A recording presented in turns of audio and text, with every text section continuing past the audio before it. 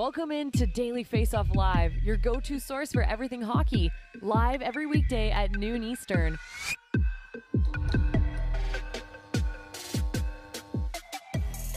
What's up, everybody? Welcome into a Tuesday, November 8th, an election day edition here in the U.S. of Daily Faceoff Live. We're streaming live on Twitter, YouTube, as well as, of course, dailyfaceoff.com. He's former NHL netminder and current Daily Faceoff analyst, Mike McKenna. Mike, what's going on, man?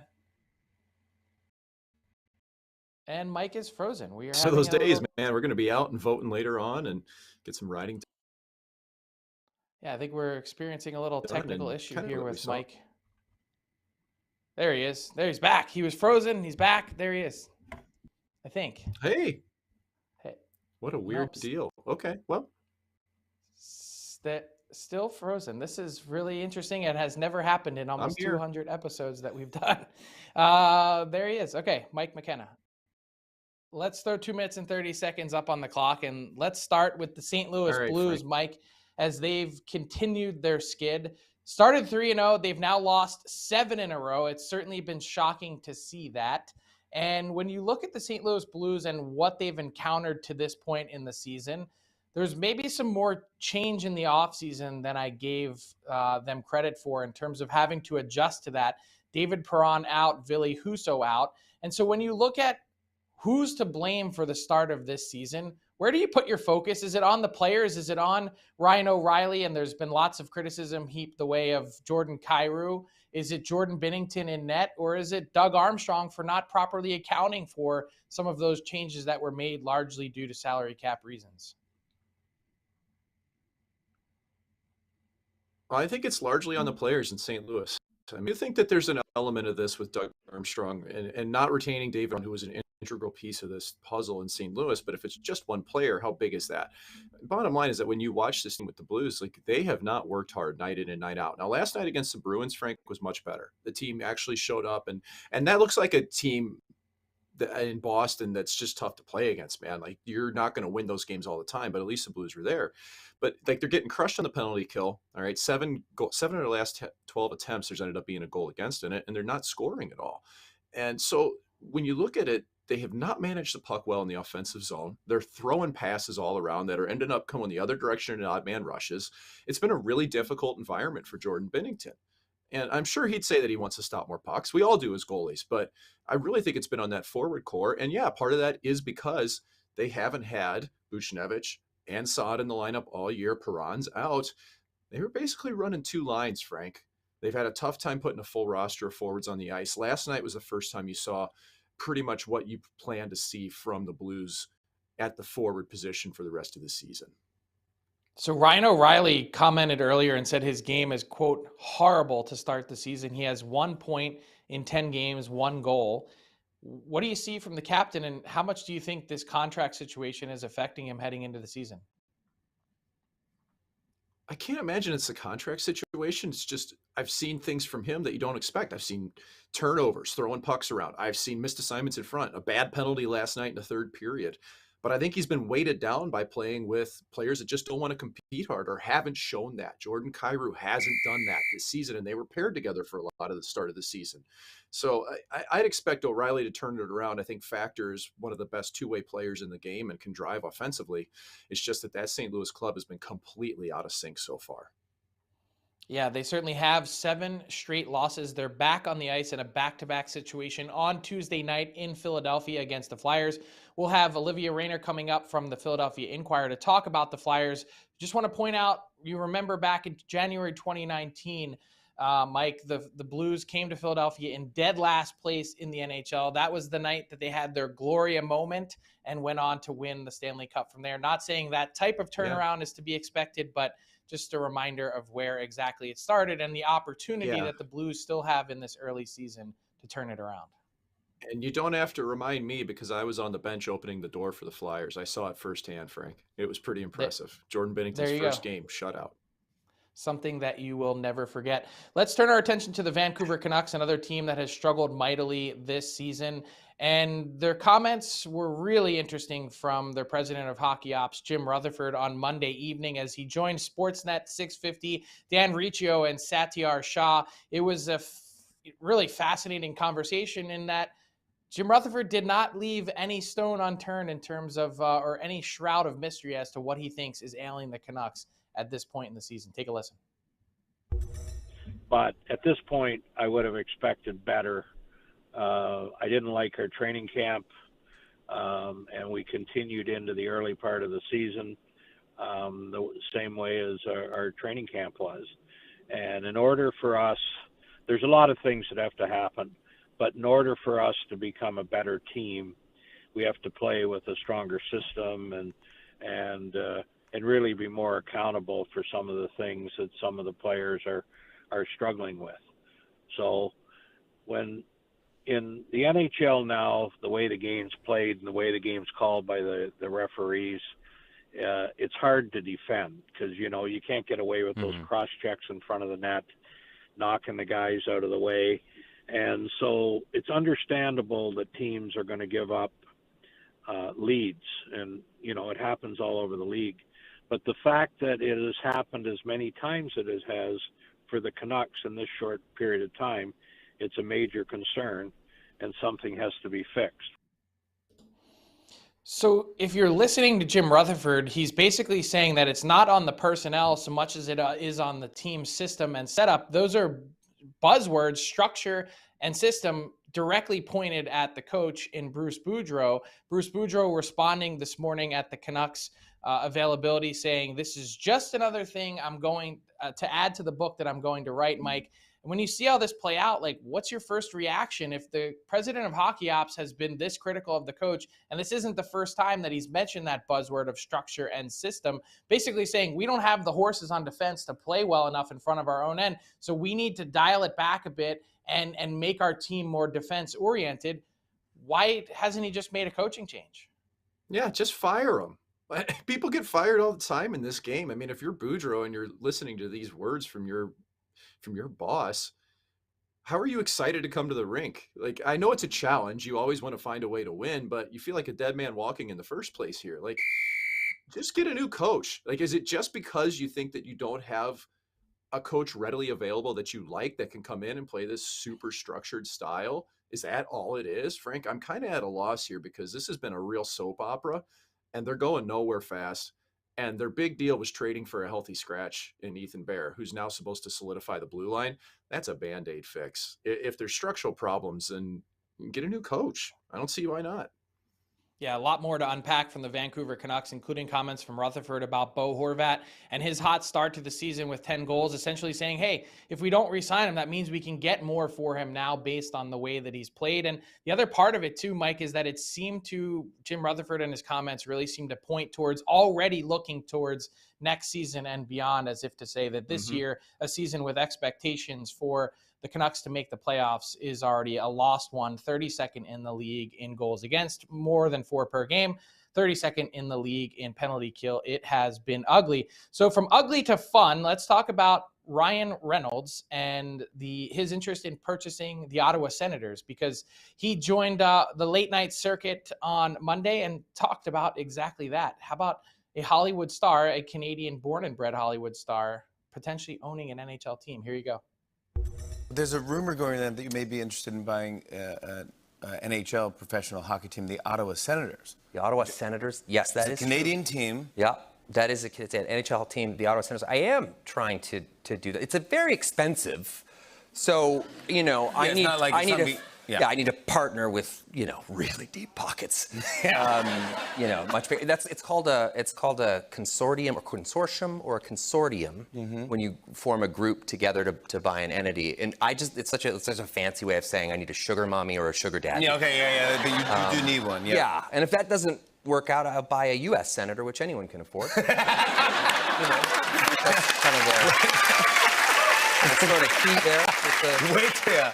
Wait till Wednesday. Yeah, but I love Ottawa. I grew up in Vancouver, which has my heart always. But I also grew up in Ottawa, Canada. So I spent a long time in Vanier there, which is a little town right inside Ottawa. And hockey is just part of it's part of the system. When you grow up, that's part of your blood. It's sad, it's scary, but children are eased out of the womb in ice skates in Canada. I mean, that's how they really are. They're ready to go. Yeah, NHL ready by the time they're 4. Mike, so you see Ryan Reynolds confirm that, and really exciting, just funny and deprecating way in which he does it. And it is true that he would need some help from partners in order to pull off a major sale like this one. But what would Ryan Reynolds being part of an ownership group of an NHL team, particularly one that is struggling or had been previously struggling in Ottawa, to gain a foothold in the market, what would it do for the team, and what would it do for the league overall in terms of expanding its view and footprint? I think it just adds a cool factor. You know, you bring in somebody that has this big of a following, is obviously a huge star in Hollywood, and it's just, he's cool, man. And I think about how the Senators were a hot ticket for a while when you had Mike Fisher and Carrie Underwood as a couple. You know, it's a reason to come to the rink and think that there's something bigger going on than just the team on the ice. And I think that anytime you have a chance to loop somebody in like this, even if it's a minimal stake in a team, you know Reynolds would be a face of the franchise, and it just expands hockey into the greater culture. So I see it as a win-win. I just would want to see Reynolds stick around and not be, a couple-year owner and flip it for a profit down the road. I'd like to see him actually be part of this if he really wants to do it. You know when the Sens were not a hot ticket? When they had Mike McKenna in net. That's true. That's very true. But you have a card that's named after their GM and owner, though. Yeah, well, you know what? I'm grateful that I got a little bit of money out of that, and I'm thankful for the chance I got from that club. I don't think I'd be talking to you if I hadn't. But yeah, we weren't very good that year, and I didn't help a whole lot. Well, speaking of rosters, let's talk as two proud Americans about Team USA and the 2024 World Cup, the way too early projected rosters that we've assembled at dailyfaceoff.com. Myself and Matt Larkin put together our entries today for Team USA. And after doing Team Canada and working through that exercise last week, hot damn, I know this is a hot take. I think the Team USA and the Americans are the early favorites for the 2024 World Cup of Hockey. And Mike, when I look at this roster, first, I want you to pick holes in it. Where did I mess up? And second, how much does this make you hate the fact that there were no NHL players in the Olympics in the 22 edition in Beijing? Like, this is the prime time for USA hockey, given all the stars that they have. Yeah, no question. It would have been great to see. And there's not many holes to your lineup. We're dealing with great hockey players here. My biggest question was on the right side.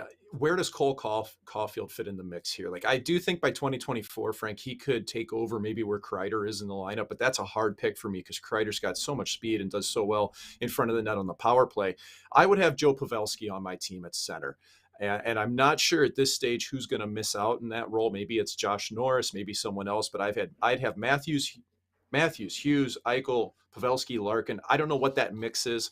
I'd want Pavelski, even if he's 40 years old, Frank, put the C on him, put him in front of the net. And then on D, I think that I would like to have Trouba in my lineup. I wouldn't have Seth Jones as one of my top six. So I'd have Slavin, McAvoy, Hughes, Fox, Berensky, Trouba, Hanifin would be my top seven. And then in goal, I think you're bang on here. The only thing that I think could happen is maybe Spencer Knight slips in a number 2 or 3 role if things start to progress for him. The goalie part is amazing for the Americans because the third guy that they have on the list is Thatcher Demko. And, you know, I have Hellebuck, Ottinger, Demko, and then Spencer Knight was my fourth guy that fell short. And you think back to the Team Canada exercise, that's the one real hole that Canada has in their roster. And when you speak of goalies, it'll be really interesting to see what happens with Team Russia. Will there even be a Team Russia given the ongoing invasion in Ukraine? The NHL trying to deal with that fallout, because that goaltending scenario of Vasilevsky, Sorokin, and Shesterkin, like all world, but it's pretty closely matched with the U.S. in terms of what they can throw at them. And you think of the Americans and the spot that they're in. I really agree with you. I had a hard time leaving Pavelski off, but there's this projection factor that comes into it when you're dealing with something that's still 16 months away. Like Cole Caulfield, you said last week you're from the show me state, and I want to see more from Cole Caulfield. He has 14 points in 12 games to start and is a goal-scoring machine, and Marty St. Louis is getting that production out of him. But what's he doing for your team when he's not scoring? That's what I want to see more of from Cole Caulfield. Yep. I'm the same way. I mean, he's got 8 goals on the season. The guy can't stop scoring. So if he keeps that going, I'm not sure you're going to worry about his defensive side as much 2 years from now, but there needs to be growth on that as well. Yeah, so true. It's going to be fascinating to see it all come together. And by the way, we still need a World Cup of Hockey official confirmation that it's even going to happen. If not, all this work for naught. I think they'll find a way to get it done, Mike. Let's get to our All 32 segment today with Olivia Reiner from the Philadelphia Inquirer.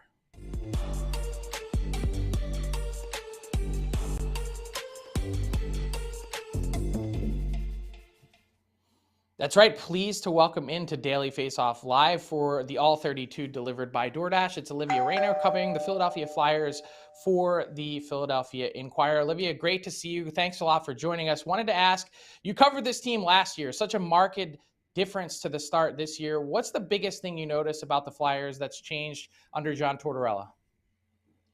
Man, there's a lot of different things, right? So much has changed since last season. Personnel hasn't changed all that much, but the way that Tortorella is coaching this team, they are trying to be a lot more hard to play against. And when you look at the roster on paper, you may not look at it and say, oh, this is a very skilled team that can beat other skilled teams. They're not that way at all, but they've been grinding very hard, and they've been able to pull out some wins over teams that you would think, again, on paper, they would be able to beat the Flyers. I think the biggest difference really, and the bottom line, the reason why this team is having so much success early on, and this isn't necessarily a huge change between seasons. I thought Carter Hart had a good season last year. He didn't have a lot of help in front of him.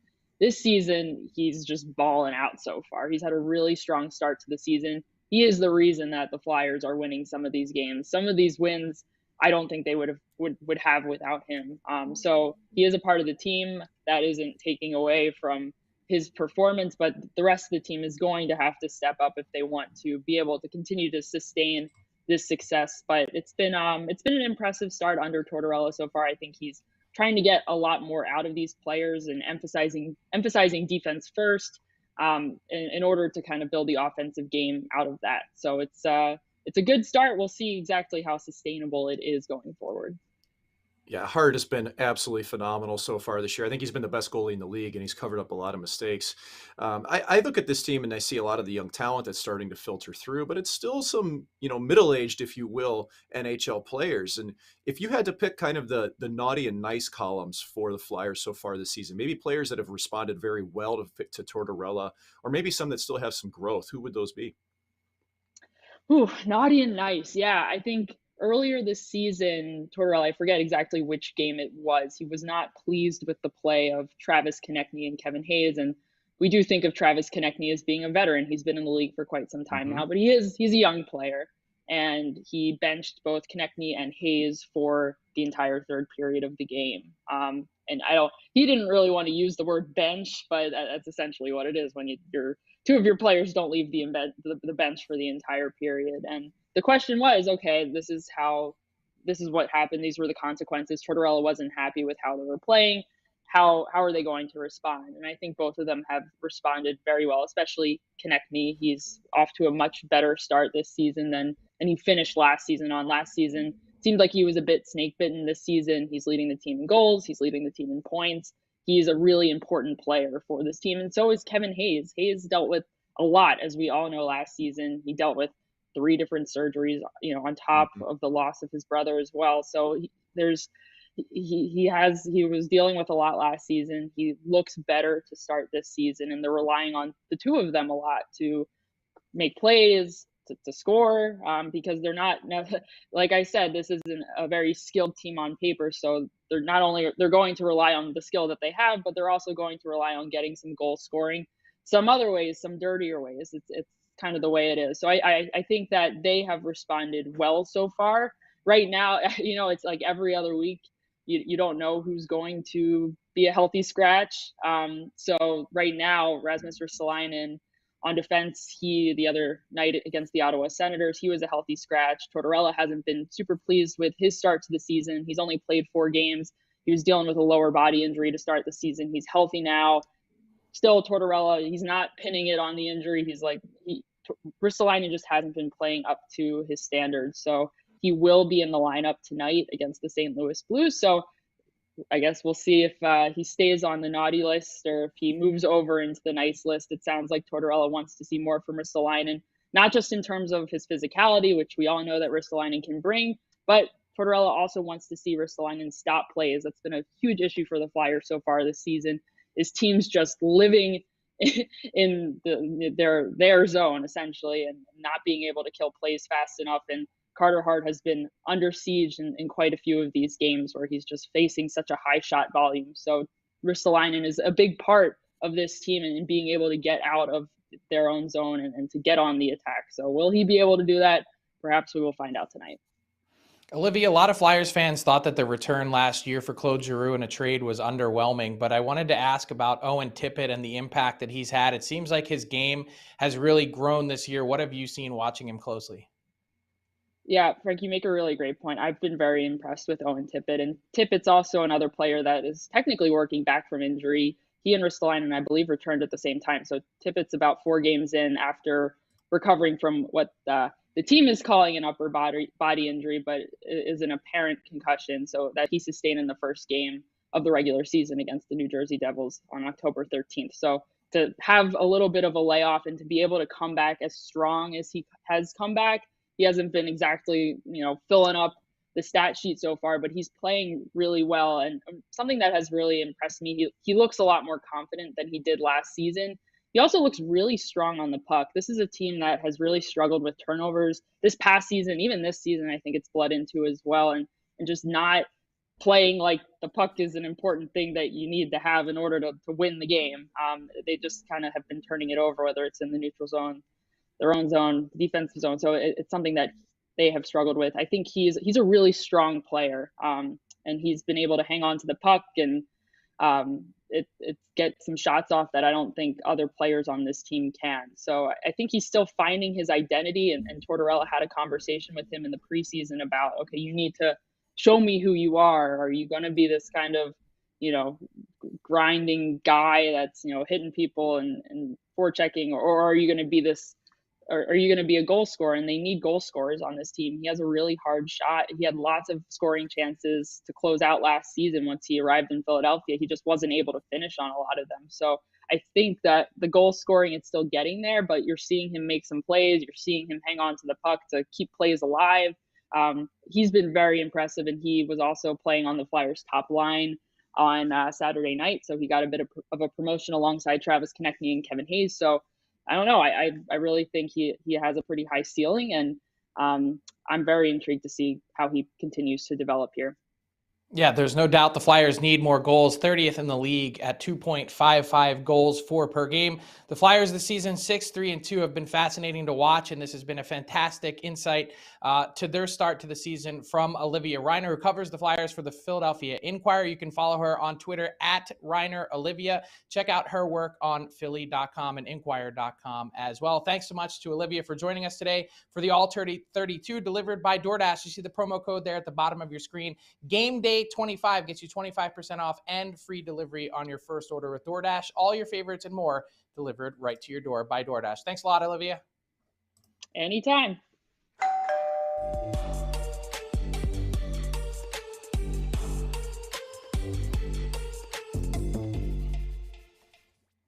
All right, Mike, it's time for our daily Faceoff inbox question of the day. And I've seen a lot of this reaction on social media, so I wanted to take a stab at it myself. What happens to Mitchell Miller's contract?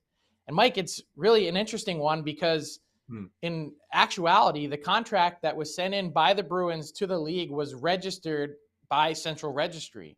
And so Mitchell Miller, everyone noticed, was not placed on unconditional waivers for a buyout on Monday because that needs to be a mutual termination. And if you're Mitchell Miller and his camp with $300,000 in signing bonuses, and you say, well, the facts of this case have been out there for a long time, that was on you as the Boston Bruins to vet that. We want our money. Well, this is going to be an interesting push and pull because, Mike, where does the PA come in on this, the NHL Players Association, in that the league registered a contract? It's then a binding and legal agreement that these two sides should honor. And so in this case, if they're going to cut ties, well, then my guess is that this probably needs to end in some sort of settlement. What say you? Yeah, I think there's going to be lawyers involved. And I'm not sure where the PA will fit in because he's not, technically a member as being, he hasn't been there. So I think you're going to see a payout here in some way. Like, this is on the Bruins, if you ask me. And I think the lawyers would have a pretty strong case to at least get a portion of what he is owed in bonus money, I would think. Yeah, it's a sticky situation because I'm sure the PA is sitting there saying, well, not only was he not a member, but I don't know that we want to be defending this guy. My point is that you would need to step up and defend the precedent. Let's get to Tyler Yaremchuk in our daily face-off Pointsbet daily bet segment. Tyler, brutal night on Monday. The shot prop king not coming through. Yeah, that was not good. A couple of tough beats there. But regardless, we'll look to bounce back here tonight. And there's actually a lot I like. It's a big slate in the NHL. So let's dig into it, courtesy of our friends at Pointsbet Canada. Starting with that matchup at the top, I am putting this one, consider it like the watch list. Golden Knights versus Maple Leafs. I like the Golden Knights as road dogs at +100. Erik Källgren is confirmed as the starter for the Leafs, but I want to make sure Logan Thompson gets confirmed as the starter for Vegas, and then I am taking them on the money line at +100. I love them as road dogs. They've been fantastic on the road. They've been fantastic in every game so far this season. Digging into our shot props, let's take a look at Bo Horvat, who in his last 4 games, 5 shots, 6 shots, 5 shots, 6 shots. The line is set at 2.5. It's paying out -150. Not a great payout, but I love this. Senators bottom 10 in the NHL in shots against per 60 at 5-on-5. Second shot prop I like is Nikita Kucherov over 3.5 at +100. Taking on the Oilers, bottom 10 in shots against per 60 at 5-on-5. Kucherov, 6 shots, 4 shots, 4 shots, 4 shots. He's crushing this as of late, so I like that trend to continue, and also Cole Caulfield to continue ripping the puck as well. Similar thinking here. I'm staying with a nice line of thinking. The Red Wings, bottom 10 in shots against per 60 at 5-on-5. Caulfield, 5 shots, 4 shots, 8 shots, 6 shots. Okay, he's been crushing it. 4 of his last 5, this number is hit. So I like taking Caulfield over 3.5 at +100 as well. And one final one to make it an even 5 plays, because I got a ton going on tonight. I like the Senators on the money line at home, -120. Spencer Martin confirmed for Vancouver. He's allowed 4+ goals in 2 of his 3 starts. So I like Ottawa to get the win against Vancouver. And that's my busy night, Frank. Yeah, I'm with you on the Vegas Golden Knights in Toronto. Källgren, aside from a great performance against the Canes on Sunday, the Leafs played back-to-back Saturday and Sunday, traveled home, did not skate at all on Monday, complete off day, then to come back, hop right in against the Vegas Golden Knights team that's been really good. And Källgren's in net again before Sunday, .888 career save percentage. Seems like a smart play. Mike, that brings us to garbage time. What are you noticing? What's caught your attention? What's caught your eye from around the hockey world? Just a really fun interchange last night between Brad Marchand and Andrew Raycroft discussing the jerseys that the Bruins were wearing last evening. Let's give this a listen here. How do you guys feel about the jerseys? What do you think personally? Oh, they look unbelievable. I mean, yeah, we got a lot of 2s on our team, and they're looking like 10s tonight. How do you guys? Raycroft just loving it. Dude, this is the hardest I've laughed watching a game in a long time, and it's purely off Raycroft's reaction because it's so funny. Like, we got a lot of 2s. Like, obviously, Marchand's poking fun at how ugly his team is, and they look great in the jerseys. And I don't know, man, this was just fun as could be. I sent Razor a message this morning just saying how good that was and how organic and funny, and no surprise that it was Brad Marchand. Yeah, and look, hey, Brad Marchand has been a huge proponent of this Winnie the Pooh Bear jersey reverse retro return. So clearly he loves it, and did not miss at the opportunity after Raycroft put that on a tee. Great stuff, Mike. Great job today on this Tuesday Election Day edition of Daily Faceoff Live. Get out and vote if you have not done so already. And we'll be back tomorrow, 12 noon Eastern. You know where to find us. Thanks to Olivia Reiner, Tyler Yaremchuk, Mike McKenna, as well as, of course, our head of production, Alex Allard. Like and subscribe on YouTube if you love the show, and we'll see you at 12 noon on Wednesday. Thanks a lot, and enjoy. Thanks for tuning in to Daily Faceoff Live. Make sure you hit the subscribe button to never miss an episode.